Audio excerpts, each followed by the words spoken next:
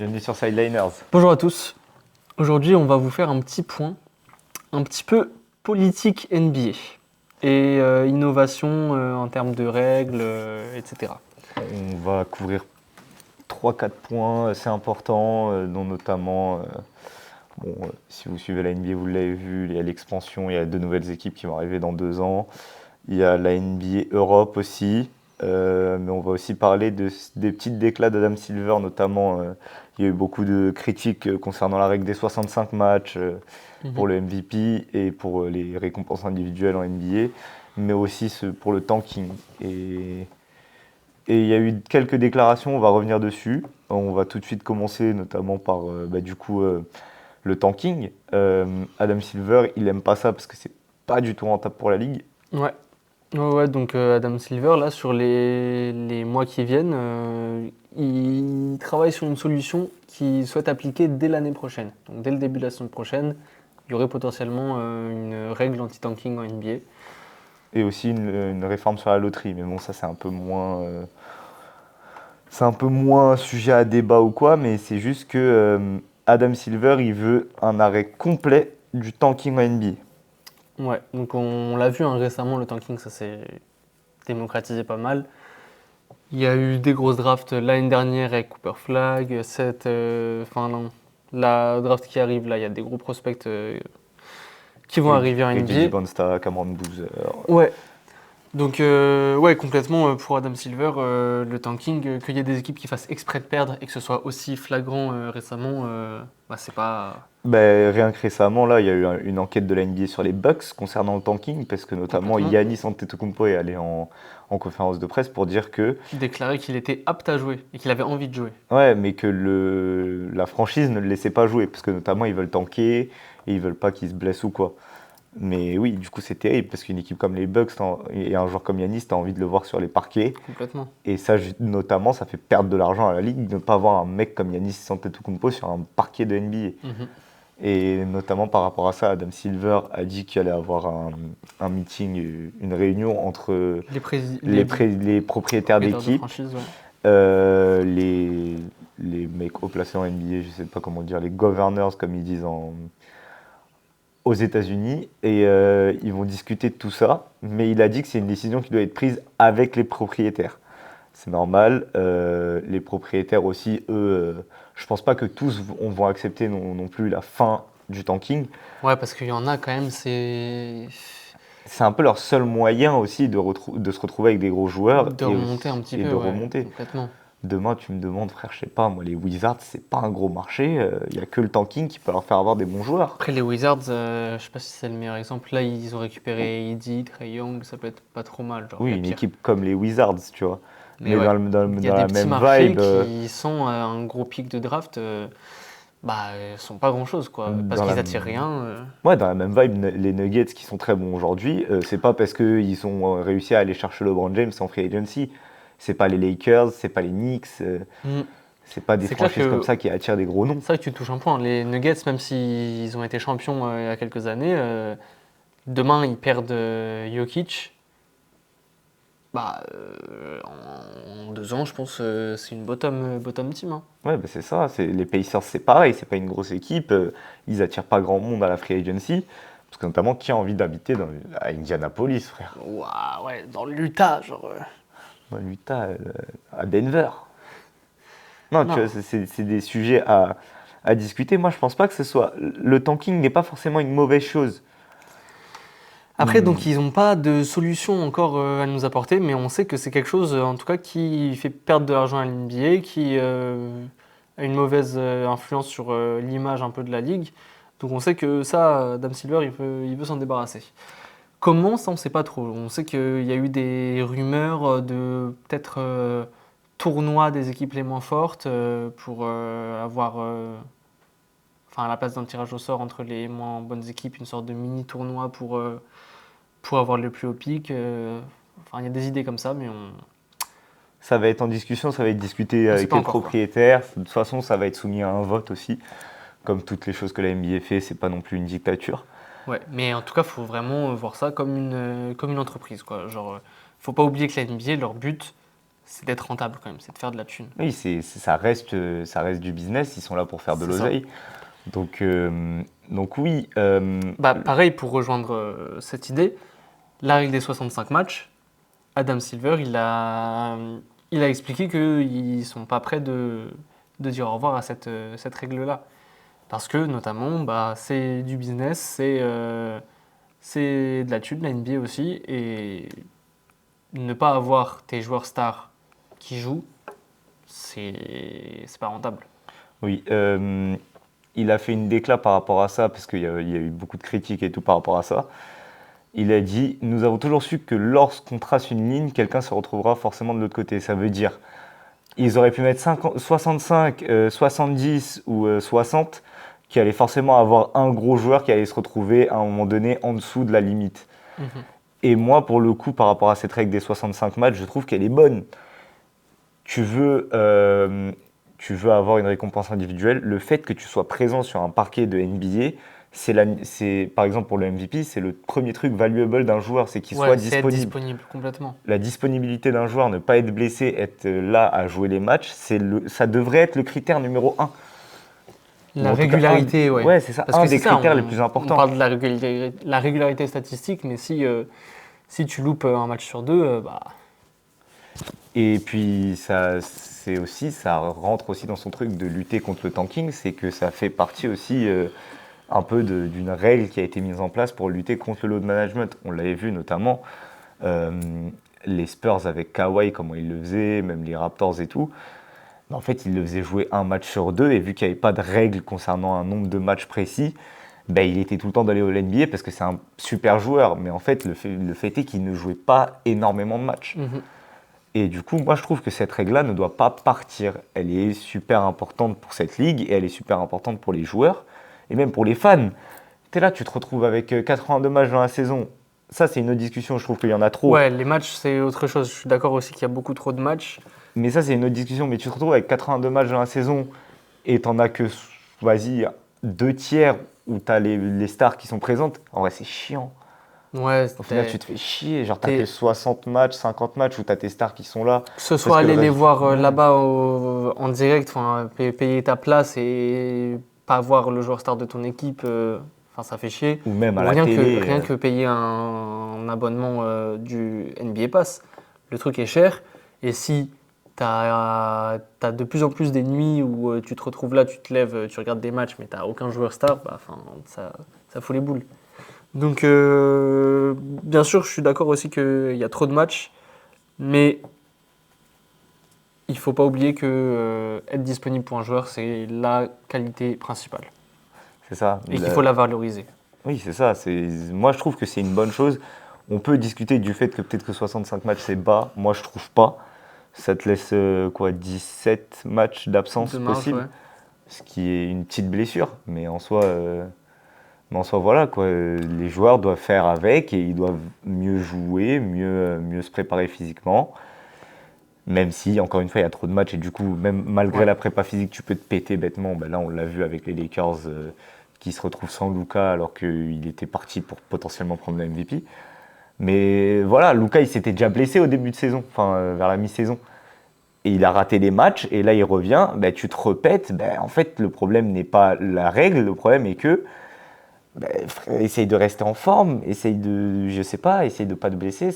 C'est facile à dire comme ça, plus compliqué à faire, Ouais, mais surtout quand tu as 82 matchs. Mais bon, on sait que le nombre de matchs, c'est pas ça qui va diminuer. Encore une fois, on a dit c'est du business. Et Plus tu joues de matchs, plus il y a de la thune à se et faire. puis avec ce qui arrive après, je pense pas que les matchs vont encore moins diminuer. Il y aura même encore plus. Il n'y aura pas plus de matchs par équipe, mais en avec, global, ouais. avec l'expansion notamment qui arrive. C'est vrai que, en vrai, peut-être que ça peut faire baisser. Et puis non, Peut-être que parce ça va les faire descendre à 80. Non, mais tu sais pourquoi? Parce que frère, ils ont signé un contrat avec la NBC, je crois, cette saison, C'est vrai, qui il vaut y a des ça aussi. milliards. Et je pense que la NBC a posé des milliards, pas pour qu'au final ils se retrouvent avec moins de matchs à diffuser par saison. Ouais. Et ça aussi, c'est un aspect à prendre en compte, où les droits télé, et notamment les diffuseurs, en fait, ils ont un mot trop important à dire sur comment la ligue marche aujourd'hui. Ouais, donc en tant que fan de basket, fan NBA, c'est pas facile de gérer tout ça. T'aimerais pouvoir parler que du sportif, etc. Mais il y a forcément un Mais de côté toute façon, business derrière. De toute façon, le sport, ce n'est pas que du sport. À un Non, haut bien niveau, sûr. c'est pas que du sport, c'est même plus du sport. Donc, ouais. Parce que même les joueurs hein, qui avaient demandé, notamment en 2023, je crois, à ce que cette règle soit mise en place, aujourd'hui demandent à soit l'enlever, soit la modifier. Mais en vrai de vrai, en fait, c'est terrible parce que c'est vraiment. Sur le moment, ils se sont dit, en 2023, ils ont dû péter un câble. Je sais Tu plus peux pourquoi ils l'avaient pas. demandé, Ah bon? cette règle-là, mais ils ont dû péter un câble parce qu'un joueur qui n'avait pas joué v'là les matchs Tu peux était pas récompenser trop haut. un mec du titre de MVP s'il joue 60% des matchs, tu vois. 60, 70 même. Mais moi, je suis désolé, mais si t'es pas foutu de jouer les 65 matchs, tu ne mériterais pas des récompenses individuelles. Mais c'est normal. Genre là, ça voudrait dire que l'année dernière, malgré le fait que Wemby avait joué qu'une cinquantaine de matchs, je crois, il aurait pris le Defensive Player of the Year. Non, non, tu ne peux pas jouer comme ça. Tu peux pas te dire, oh ben, c'est pas grave, je joue que la moitié des matchs, mais si la moitié des matchs, je suis en 50 points de moyenne, ben ça va. Non, tu peux pas Ouais, raisonner c'est comme ça. ça. La saison, elle dure 82 matchs. Donc, c'est 82 matchs pour tout le monde. Si toi, tu en joues moins, tu peux pas être jugé au même. Au même stade que celui qui en joue 82. Ouais. Donc, voilà. Donc, cette règle-là qui risque Rester. de rester, de pas partir. Et je trouve ça bien. Et le tanking, par contre, qui risque d'être réformé. On ne sait pas encore comment. À voir comment il l'amène. C'est pas une mauvaise idée de le réformer. Le fait de vouloir faudrait pas supprimer le tanking, mais il faut essayer de le réformer. Genre, je sais pas, parce que finalement, tu as des équipes qui sont juste nulles, quoi. Genre, cette saison, les Kings, je pense pas, c'est parce qu'ils n'ont pas voulu faire jouer Giannis Antetokounmpo qui se retrouve dernier de l'Ouest. Ouais, c'est vrai que. Mais Comment tu décèles le tanking après? Enfin, ça pose plein de questions en vrai, hein. c'est ça, c'est compliqué à mettre en place. À voir, surtout que il se laisse pas le temps, genre.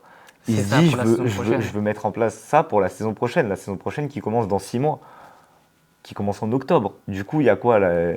C'est-à-dire cet été, ça va parler, ça va mettre en place une nouvelle règle, une nouvelle loi, je sais pas. Ouais. Faut voir comment il En tout l'amène. cas, en tout cas, en ce moment, il y a beaucoup de discussions qui. Il Enfin, y a, il va y avoir beaucoup de discussions à NBA il pour y a des plein de sujets. modifications, c'est pas forcément une mauvaise chose.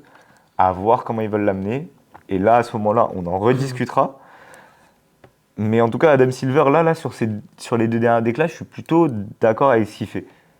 Je sais qu'il y a plein de trucs sur lesquels Il y a des Adam Silver. motivations business derrière, évidemment, mais en tant que fan, tu veux regarder du basket, tu veux voir tes joueurs préférés jouer, tout simplement. C'est tout.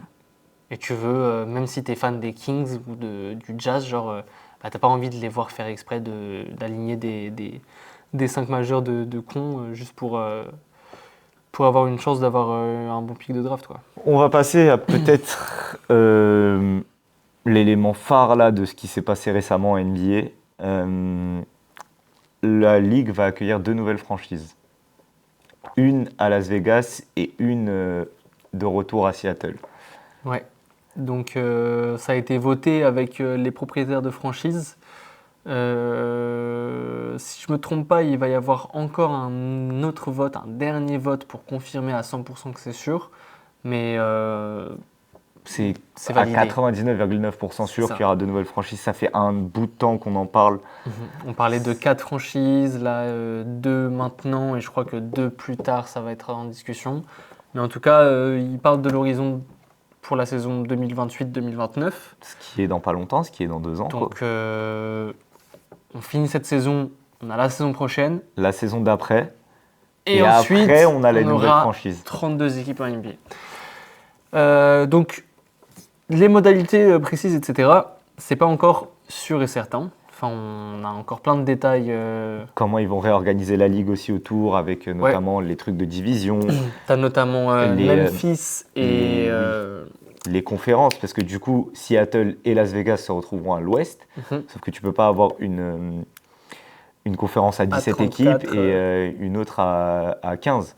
Du coup, il y a une des 2 franchises entre Minnesota et Memphis qui devra forcément se retrouver à l'est. Ouais. Ou est-ce qu'ils vont totalement abandonner cette idée de conférence? Je ne pense pas. Je ne pense pas. Ça reste l'identité. Un peu des sports US d'avoir 2 conférences différentes Ça et reste l'identité visuelle et comment dire, culturelle un peu de la NBA d'avoir cette opposition Est-Ouest. Mais du coup, ouais, il y a une équipe entre les Wolves et les Grizzlies qui devraient normalement passer à l'Est. Si je Ce qui- devrais mettre une pièce, ça serait plus Minnesota que Memphis, mais Moi, je suis d'accord, je mettrais plus Minnesota. Minnesota, Ça- en soi, non mais quand tu regardes géographiquement, frère, c'est à l'est, C'est complètement à Minnesota. l'Est. Et géographiquement, et en termes de jeu, ça pourrait être super intéressant parce que on parle D'une grosse souvent équipe, de, hein, on Minnesota. parle souvent de la différence de niveau entre l'Est et l'Ouest, qui est certaines saisons vraiment tellement frappante. Mettre une grosse équipe comme Minnesota à l'Est, ça peut dynamiser un petit peu tout ça. Hein. Et puis, on en parlait dans la NBA, c'est quoi? Il y avait cette histoire de division et tout, et aussi de calendrier qui était aussi relié aux divisions. Mhm. Comment ils vont modifier tout ça? Ouais, les Est-ce qu'ils vont divisions, ça mettre va une être, division à 6 équipes et deux autres à 5? Ou bien est-ce qu'ils vont... Je sais pas, mais il faudra voir comment ils vont s'en sortir. Pour l'instant, on est surtout dans le truc de il y aura de nouvelles franchises qui vont être vendues aux enchères par la NBA à des investisseurs. Ouais, donc vente aux enchères de ces deux franchises qui ne sont pas encore existantes. La Ligue attend des propositions entre 7 et 10 milliards de dollars par franchise. C'est énorme. C'est une folie, les chiffres desquels on parle. Mais voilà, donc un énorme investissement de la part de la Ligue. Ça va être, ça va faire beaucoup de mouvements. On va notamment avoir aussi une potentielle draft La draft expansion, ouais. d'expansion. Alors, je pense qu'on vous expliquera plus en détail la draft expansion quand elle aura lieu. Et quand on aura plus Détails d'informations. sur comment ça va se passer avec les deux franchises, qui va passer à l'Est Ouais. et tout. Mais en gros, l'idée, C'est chaque franchise NBA existante aura le droit de protéger 8 de leurs joueurs. donc un peu comme les joueurs qui sont intradables, etc. En fait, en gros, faut voir ça comme si toute la ligue, là, tous les joueurs qui sont disponibles, qui sont dans la ligue, sont disponibles. Sauf que chaque franchise aura ses joueurs sous contrat et elle en aura 8 qu'elle pourra protéger et qui ne pourront pas se faire drafter dans la draft expansion. Et le reste qu'ils ne vont pas protéger seront éligibles à la draft expansion.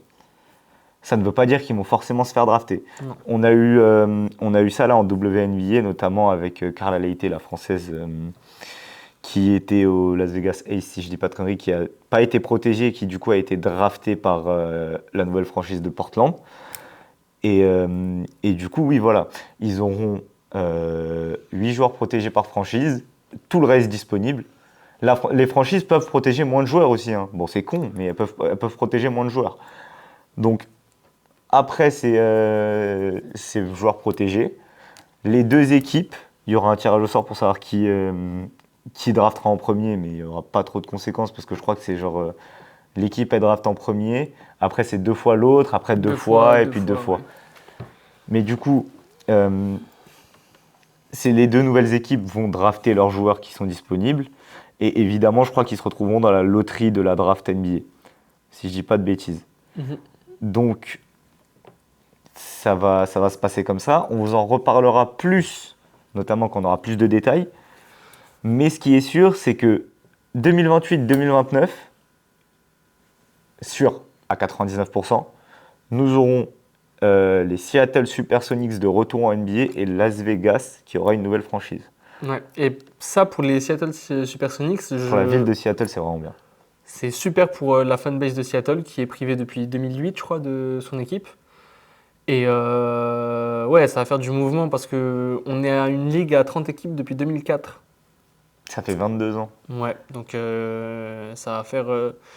Ça va bouger pas mal de choses. Et notamment pour cette future franchise de Seattle, on avait ce problème, je sais pas trop, mais de l'appellation des Supersonics, de comment ça va marcher, parce que donc, l'équipe de Seattle a déménagé à Oklahoma City et a changé de nom pour le Thunder. Mais ça restait toujours la même franchise. C'est ça, c'est la même entité qui a changé de domicile et qui a changé d'identité visuelle et de nom. Mais ça reste la même entité. franchise.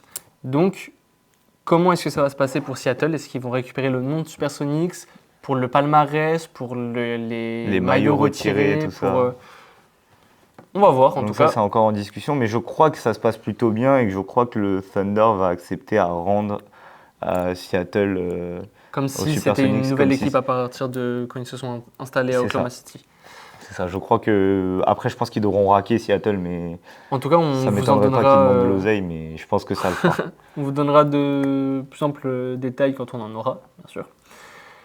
Et ouais, en parlant d'expansion, bah, la NBA, elle entend aussi s'expatrier, j'allais dire s'expandre, s'étendre, s'expatrier outre-Atlantique, en Europe. Ça fait quelques années qu'ils ont ce projet de créer une ligue européenne, donc le nom, je ne sais pas s'il est définitif, mais ce serait la NBA Europe. On va voir, hein. Donc, ouais, il y a un marché en Europe qui fait de l'œil à la NBA et qui n'est pas hyper bien, comment dire, agencé et pas bien exploité par les ligues européennes parce qu'il y en a plusieurs. C'est un peu n'importe quoi, on va dire. Il n'y a pas grand monde qui comprend comment tout marche en même temps. Tu as l'Euroleague, l'Eurocup, la Champions League, etc. Enfin, c'est un peu tout mélangé. Et donc, tu as la NBA qui a proposé À la FIBA, notamment, de venir implanter une ligue affiliée à la NBA en Europe. Et donc récemment, il y a eu un nouveau président de l'Euroleague qui a été élu, donc, et qui est lui assez enclin à cette proposition de la part de la NBA. Donc on aura peut-être une NBA Europe qui fusionnera avec l'Euroleague. Ah ouais, on vous parle sérieux là, c'est ça en Europe en tout cas. Ce que ça peut faire au basket, je sais pas du tout comment me positionner par rapport à ça. Mais surtout que là, la NBA Europe, ils veulent s'implanter en Europe, ils veulent collaborer notamment avec la FIBA. Le problème, c'est que on a très peu de détails sur comment ils veulent le faire. Et le problème, plus important que ça, c'est qu'ils veulent lancer la NBA Europe pour octobre 2027, du coup dans 1 an et demi. C'est très court. Ça c'est fou ça. Vraiment. C'est très très très court. Alors je pense que évidemment ils sont des centaines voire des milliers à bosser dessus et que je pense qu'il y a beaucoup plus ils sont beaucoup plus loin en accomplissement, en détail, etc. que ceux qu'on a comme information. Ce qu'on a comme information. Mais nous là de notre point de vue, c'est qu'ils savent pas trop comment faire et que ça va être le bordel une fois arrivé parce que ça se trouve ils annoncent 2027 et au final ils vont se rendre compte dans 6 mois que pour 1 an, ça va être trop short et qu'ils vont décaler le début de la NBA Europe. Ils ont démarré une ligue en Afrique aussi, ouais, la NBA. La BAL, Basketball African League. Le problème, c'est qu'en Afrique, il y avait beaucoup moins pas d'obstacles, mais d'infrastructures par rapport au basket, tout ça. Bah, il n'y avait pas déjà une ligue existante Oui, en tout cas, qui est plutôt reconnue en plus. Fédérante. L'Euroleague, elle est plutôt reconnue. On sait que Luka a été un putain de joueur en Euroleague. Il y a eu des gros joueurs d'Euroleague qui sont allés en NBA et tout. Ou des gros joueurs NBA qui jouent actuellement en Euroleague. Ouais, c'est ça. Mais voilà, du coup, on sait qu'ils veulent avoir un système d'équipes fixes et d'équipes qui vont tourner. Je crois qu'il y a un truc de 12 équipes fixes et 4 12 et 4, ouais. Ouais, 12 équipes fixes qui vont être notamment dans les plus grosses villes européennes avec le plus gros attrait pour le basket.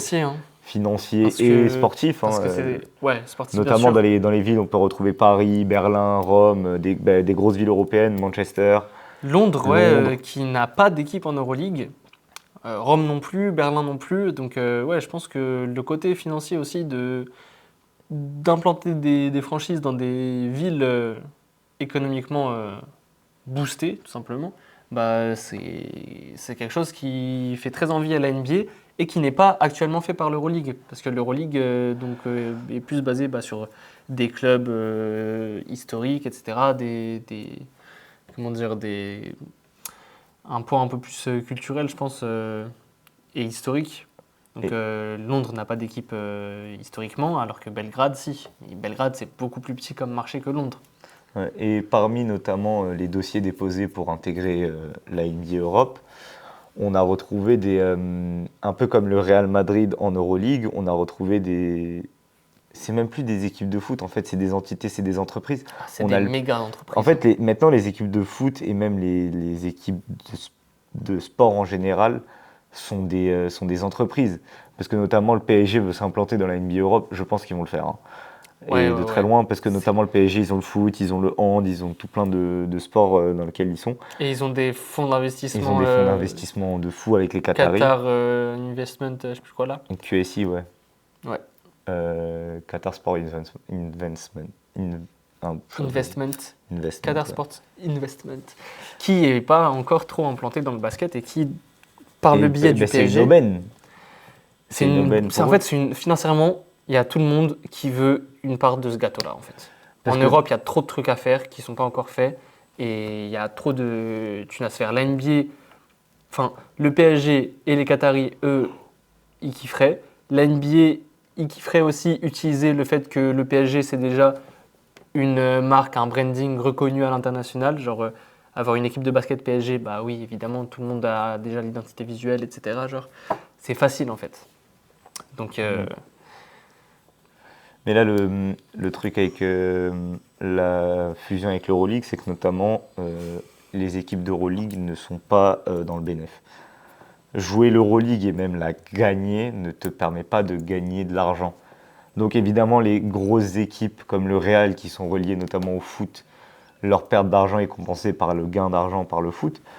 Mais notamment, c'est ce que tu m'expliquais tout à l'heure, c'est que quand ils ont gagné l'Euroleague là, il y a quelques années, ouais, le Real. sur la saison entière, ils font un déficit de 20 millions. Parce qu'en plus, si tu gagnes, après, tu as tes joueurs, tu dois payer des Les bonus et primes, tout. ça, les salaires, ouais, c'est... Donc, en fait, avec cette fusion Euroleague NBA Europe, est-ce qu'on ne se dirige pas vers une ligue, je sais pas si, comment le dire, mais peut-être plus financier et économique que sportif, enfin ou en tout cas cet aspect financier prime.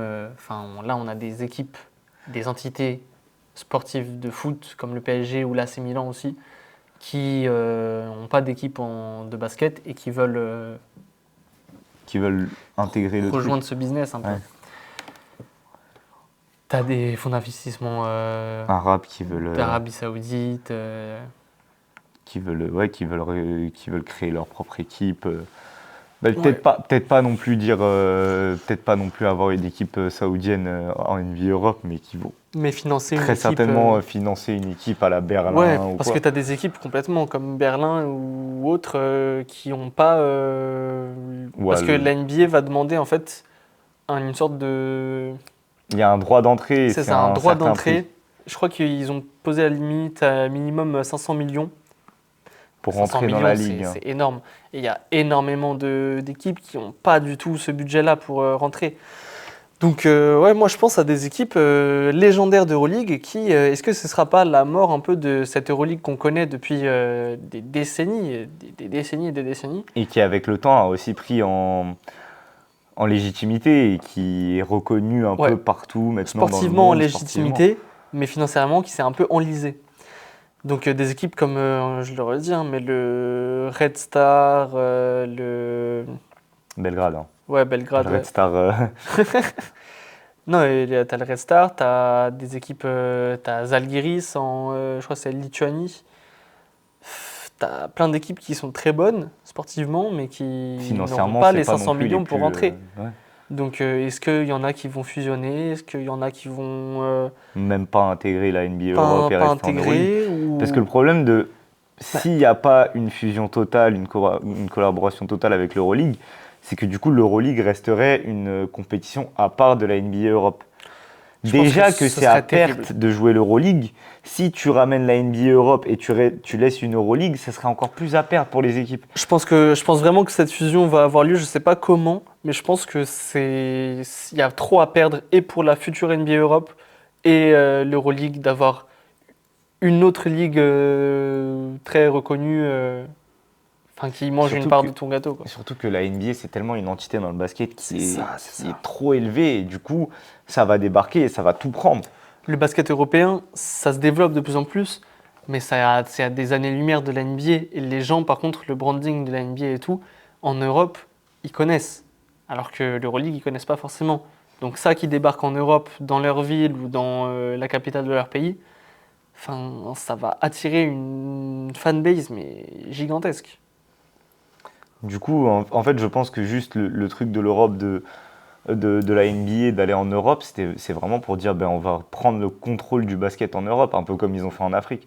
Ouais, ouais, Et ouais. moi, je pense que leur but, c'est d'avoir le contrôle du basket dans le Dans monde. le monde, on ne sait pas trop quand et comment ça pourrait se faire en Asie. Ouais, On connaît les désaccords géopolitiques et tout.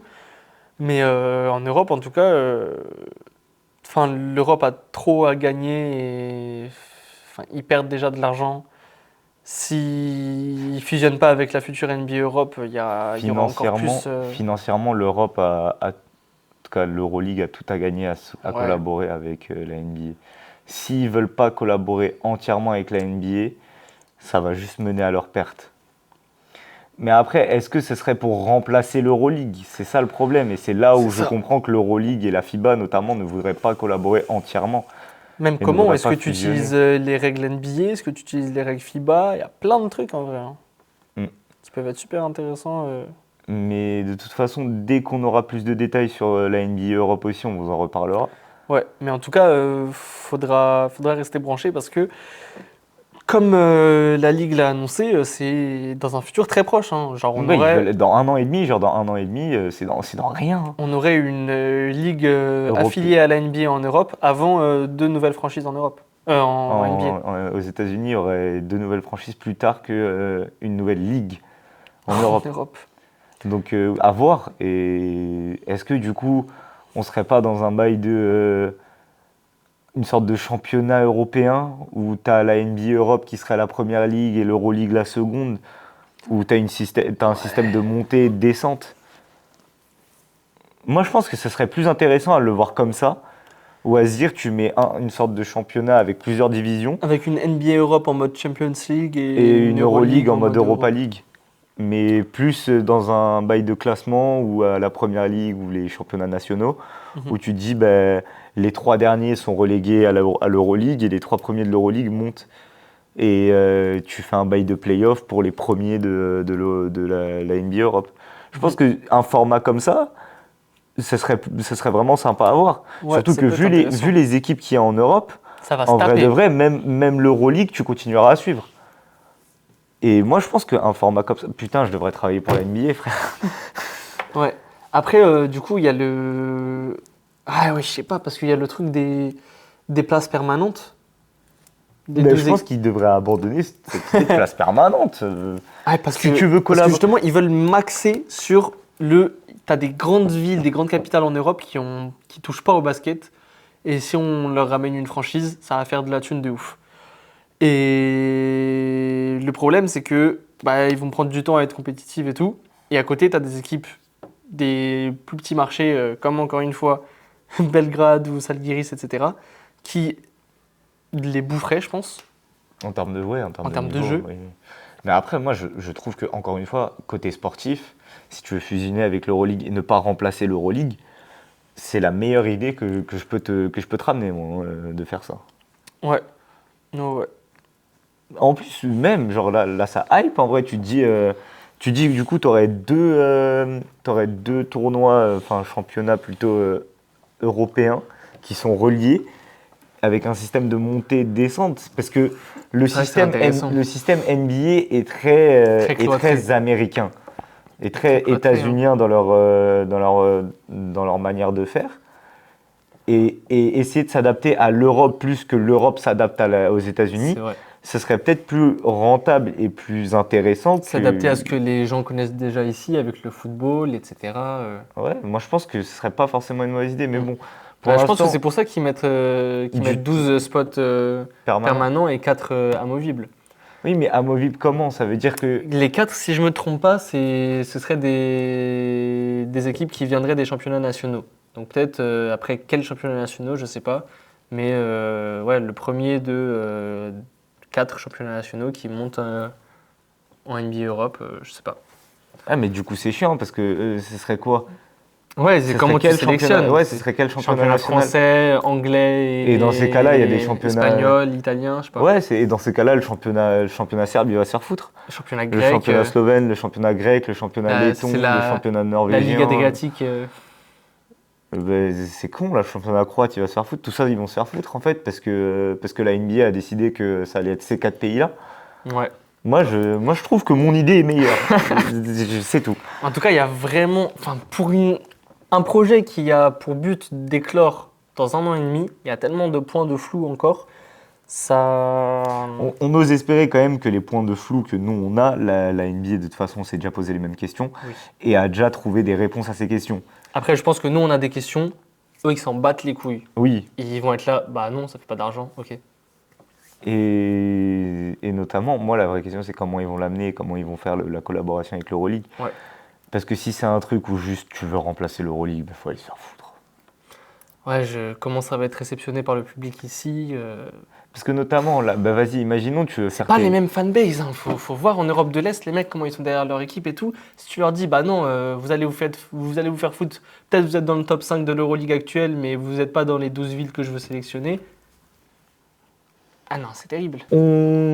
On reviendra vers vous avec plus de détails sur la NBA Europe quand on nous donnera plus de détails, sur l'expansion quand on nous donnera plus de détails, sur plus de détails sur notamment le tanking et la règle des 65 matchs. Bon, même s'il n'y aura pas plus de détails sur ce dernier, mais Mais ouais, dites-nous si ça vous intéresse d'être un peu mis au jus sur les plans un peu techniques comme ça, ce qui se passe plus dans l'ombre, un dans peu, les bureaux. dans les bureaux de la ligue, plus que sur le parquet. Parce que c'est intéressant aussi, et en vrai ça façonne, Ça façonne le parquet, hein. ça façonne le parquet, ça fascine les fans, hein, les fans un peu plus fous. Parce qu'il y en a qui vont juste regarder le sport et se dire « Oh, l'autre il met un panier », bah, grand bien te fasse, chacun consomme le sport comme il veut, mais moi mon avis c'est que le sport doit être consommé dans sa globalité et notamment voir ce qui se passe autour. Parce que c'est plus important, parce que notamment là on pourrait perdre de l'intérêt à juste ce qu'ils vont faire de la Ligue dans les prochaines années. Ah, complètement. Donc voilà. Dans tous les cas, il y a plein de choses qui vont bouger, et en Europe et aux États-Unis. Donc, on va vous tenir informés sur tout ça. L'innovation n'est pas forcément une bonne chose. Allez, ciao. Non, on va pas finir comme ça. Oui, non, mais du coup, on vous dit à la prochaine. Portez-vous bien.